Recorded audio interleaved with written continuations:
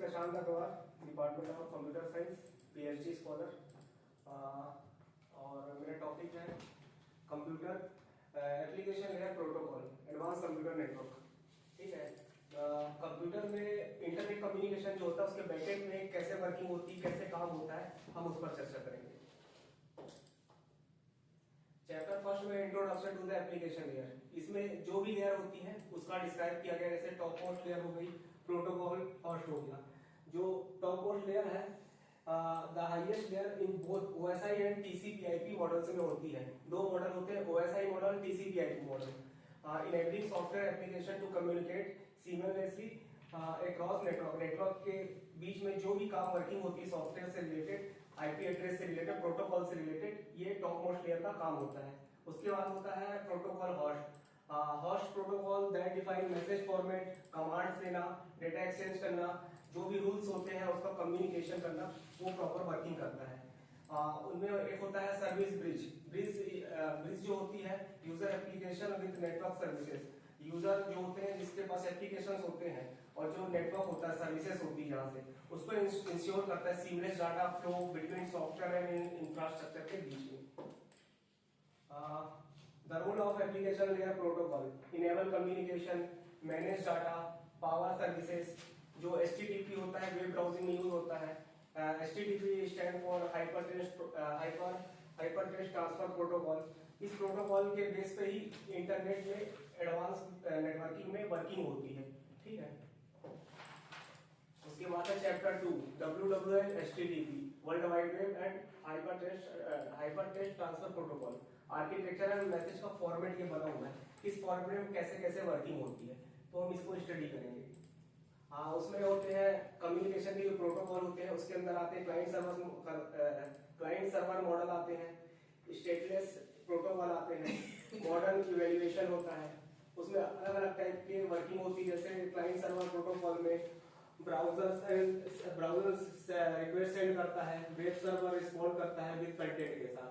Client server model में stateless protocol जो होता है उसमें मेथड्स यूज होती है जो कि गेट, पोस्ट, पीयूटी, डिलीट और डिफरेंट टाइप के ऑपरेशन में वर्किंग करते हैं। एक होता है modern evaluation, HTTP/3 introduce faster, ये एडवांस वर्जन है। More secure connection with QoC transfer protocol, advance version उसका है, उसी के बेस पे वर्किंग चलती है। ठीक है, नेक्स्ट है एनाटॉमी ऑफ HTTP मैसेज। उसकी एनाटॉमी क्या होती है, मैसेजेस की जो प्रोटोकॉल यूज होता है हमारा, उसमें कंपोनेंट है, जैसे कि मेथड यूज होते हैं, जैसे कि आपको पहले बताया मैंने, get, post etcetera. URL path होता है, हेडर्स होते हैं, बॉडी होता है। हेडर्स ऊपर का हो गया, बॉडी जो उसके बीच में कंटेन करेंगे वो सारी चीजें हो जाती हैं। उसके बाद आता है उसका रिस्पॉन्स, ये रिक्वेस्ट का हो गया। सेकंड आता है रिस्पॉन्स, जिसमें कंपोनेंट होते हैं, कोड होती है, कोडिंग होती है, 404 200। जैसे कभी कभी आपने इंटरनेट चलाया और इंटरनेट वर्किंग नहीं करती, 404 पे आपको मैसेज डायलॉग बॉक्स आता है। हेडर्स होते हैं, बॉडी होते हैं, तो वो रिस्पॉन्स करते हैं इंटरनेट तरफ से। ठीक है, उसके बाद जैसे एग्जांपल में है, एग्जांपल है गेट ऑब्लिक index.html। HTML उसका एक्सटेंशन नेम होता है सर्वर को रिक्वेस्ट करने के लिए। ठीक है, उसके बाद है how HTTP powers the world wide web, कैसे उसको पावर रहती, कैसे कैसे काम होता है उसमें। URL ट्रांसलेशन होता है, रिच कंटेंट डिलीवरी होती है, सिक्योर कनेक्शन होता है, सिक्योर ट्रांजेक्शन होता है। इसमें इंक्रिप्शन वगैरह यूज किया जाता है, जिससे डाटा लॉस्ट ना हो, थ्रेट से बच सके, किसी प्रकार का हैकिंग वगैरह ना हो सके। वो सिक्योर कनेक्शन होता है, तो उसका क्या क्या वर्किंग होती है उसके हिसाब से अलग अलग उसका डिवाइड किया गया है। URL, rich content, secure transaction. Chapter 3 FTP, control and data connection. Control कैसे करना है, कनेक्शन कैसे, कनेक्टिविटी कैसे बनेगी, सिक्योरिटी कैसे रहेगी, सिक्योर कैसा रहेगा कनेक्शन, उसमें हम चर्चा करते हैं। इसमें आते हैं डुअल कनेक्शन आर्किटेक्चर आता है। ये आर्किटेक्चर बना हुआ डुअल कनेक्शन में, जिसमें कि कंट्रोल कनेक्शन होता है और डाटा कनेक्शन होता है। कंट्रोल कनेक्शन में पोर्ट 21 यूज होता है और डाटा कनेक्शन में पोर्ट 20 यूज होता है, जो कि मैसेज कमांड और रिस्पॉन्स करने के लिए होता है 21, और पोर्ट 20 होता है ट्रांसफर एक्चुअल फाइल करने के लिए।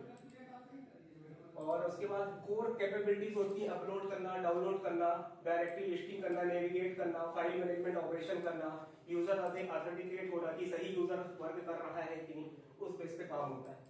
ठीक है, इसका सिक्योरिटी चैलेंजेस एंड सॉल्यूशन क्या क्या हो सकते हैं, सिक्योरिटी रिस्क क्या हो सकते हैं, सिक्योरिटी अल्टरनेटिव क्या हो सकते हैं, बेस्ट प्रैक्टिस क्या हो सकती है।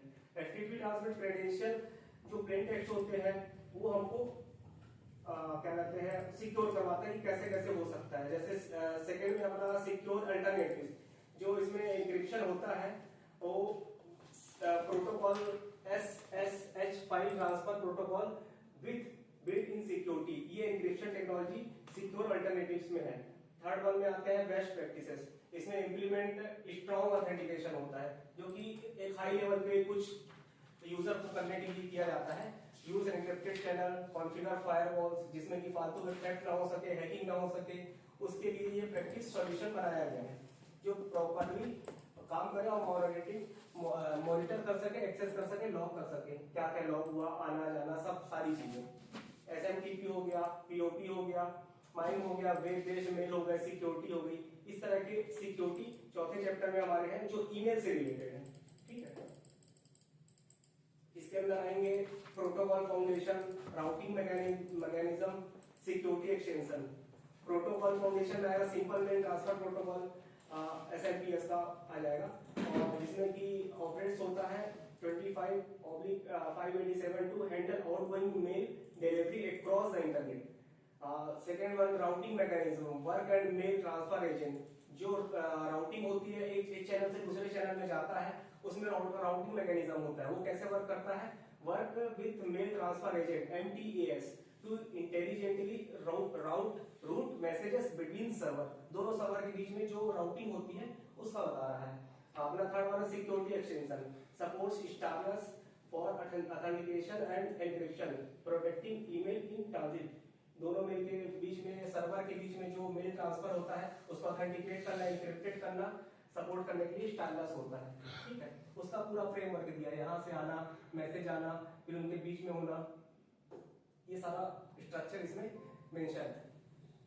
उसके बाद है रिट्रीविंग ईमेल, ईमेल को आने के लिए पोर्ट 110 होता है, पोर्ट 143 होता है। पोर्ट 110 में होता है download mail from server to local device, जैसे हमको अभी कुछ करना है डाउनलोड तो वो पोर्ट 110 यूज होता है। ठीक है, optionally delete message from server after download, delete कर देना डाउनलोड होने के बाद। Best for single device access, single device access के लिए ठीक रहता है, ना कि मल्टीपल डिवाइस एक्सेस के लिए। ओके, उसके बाद होता है IMA P4, इसमें पोर्ट 143 यूज होता है, सिंक्रोनाइज करना मेल को, जो मल्टीपल डिवाइस में हम यहाँ भी है वहां भी है, चारों तरफ अलग अलग लोग एक्सेस करने वाले हैं, जो सर्वर एक रहता है उसमें ये पोर्ट यूज होता है 143।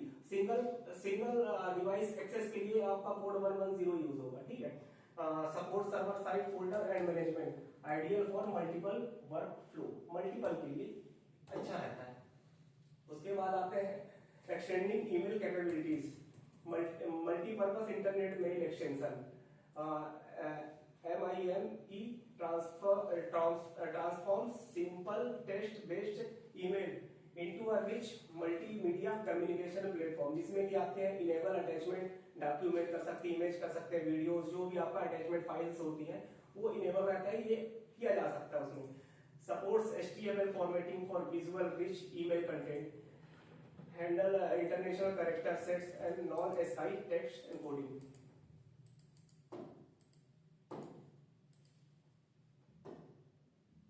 उसके बाद ईमेल सिक्योरिटी कंसिडरेशन में क्या आता है, कॉमन थ्रेड्स होते हैं, ऑथेंटिकेशन प्रोटोकॉल्स होते हैं, इंक्रिप्टेड मेथड होते हैं, इंक्रिप्टेड में जिसमें फिशिंग से बचा जा सकता है, कॉमन थ्रेड्स में जैसे फिशिंग अटैक होता है, ईमेल स्पूफिंग होती है, स्पैम मैसेजेस आते हैं, कई सारे स्पैम मैसेज आते हैं, लिंक आती है, उसमें आप एंट्री करके उनका वेब पेज अलग बना रहता है, उस वेब पेज में वो क्या है दिखेगा सामने वाला पूरा कंटेंट सेम, जैसे आप फेसबुक खोलते हैं सामने का कंटेंट सब कुछ सेम दिखेगा, आपको लगेगा ये रियल वेबसाइट है, लेकिन आप उसमें जैसे एंटर करते हैं यूजर आईडी पासवर्ड डालते हैं, हैकर को पता चल जाता है। तो ये कॉमन थ्रेड्स में आ जाता है। ऑथेंटिकेशन में जैसे कि verify sender identity and prevent email forgery, email forgery से बचने के लिए वेरीफाई किया जाता है कि आप सही हो कि नहीं, अगर जैसे OTP वगैरह होती है उसके थ्रू ये किया जाता है। ऑथेंटिकेशन होता है कि यानी आप ऑथेंटिकेट है, ठीक है, उसका इंक्रिप्टेड मैसेज आता है। जो जब मैसेज आते हैं तो वो मैसेज सिंपल ना जा करके उसको पैकेट में बन के उसको इनक्रिप्ट करके दूसरे उसमें बदल दिया जाता है, जिससे कि प्रॉब्लम ना हो, हैकर्स को पता ही ना चलता है कि एक्चुअल में चीजें अंदर है क्या, तो इंक्रिप्शन में आ जाता है। That's all, thank you.